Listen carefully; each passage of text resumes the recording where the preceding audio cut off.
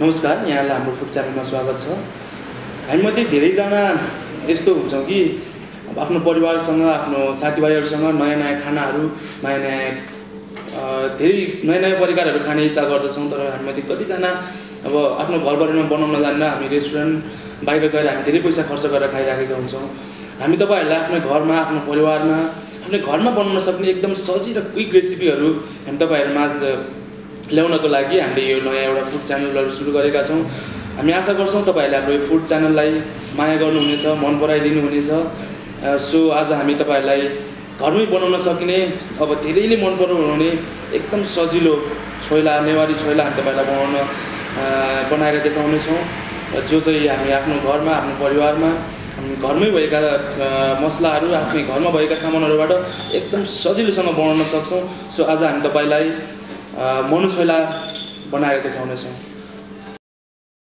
सबैभन्दा पहिला अनि 1 चम्चा जिराको धुलो, 1 चम्चा खुर्सानीको पेस्ट, 1 चम्चा नुन, थोरै मिट मसला, 1 चम्चा लसुन अदुवाको पेस्ट, आधी टीस्पुन बेसार, टिमुरको धुलो, हरियो लसुनको पात अनि भुटेको तोरीको तेल। यो बफलाई तपाईहरुले यस्तो मसिनो क्युब शेपमा काट्नुस्। यस्तो मसिनो पिस गरेर तपाईहरुलाई काट्न खासै गाह्रो पर्दैन र अन्दाजी 1 लिटर जति पानी बसाल्नुहोस्। थोरै आगो बढाइदिनु होला अनि यो पानी उम्लिन लागेपछि तपाईहरुले बफलाई हामी यसै गरी यो उम्लिराखेको पानीमा एकछिन बोइल गरौँ।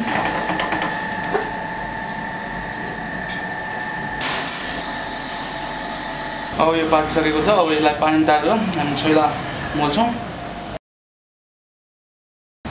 अब पाकिसकेको बफलाई पानी तारेर हामी यसमा हाल्छौँ अनि हामी 1 चम्चा लसुन अदुवाको पेस्ट, थोरै बेसार,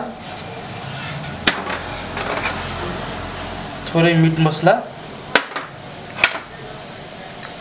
1 चम्चा जिराको धुलो,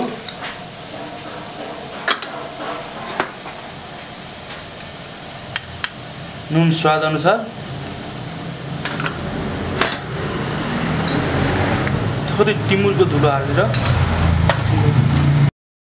अब झान्नको लागि यो तोरीको तेललाई यो तताउँ। तेल तात्यो। अब यसमा थोरै 2-4 दाना हामी मेथी फुराउनेछौँ। यसलाई अब झानौँ। यसमा यो तातेको तेललाई यसो गरी झानौँ।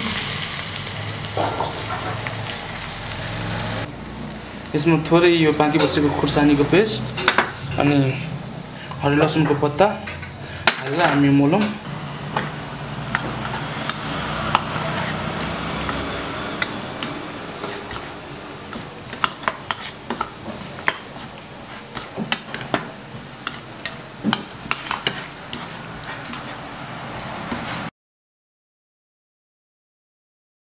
अब छोइला सर्भको लागि रेडी भइसकेको छ। अब यसलाई हामी प्लेट अप गरौँ। हजुरहरूलाई कस्तो इच्छा लाग्छ अब त्यही हिसाबले प्लेट गरौँ। सलादहरू अथवा अरू तपाईहरुलाई गार्निसहरू केही एक्स्ट्रा राख्न मन छ भने राख्न सक्नुहुनेछ। मैले चाहिँ अहिले यसलाई अब यसो गरी प्लेट अप गर्दैछु।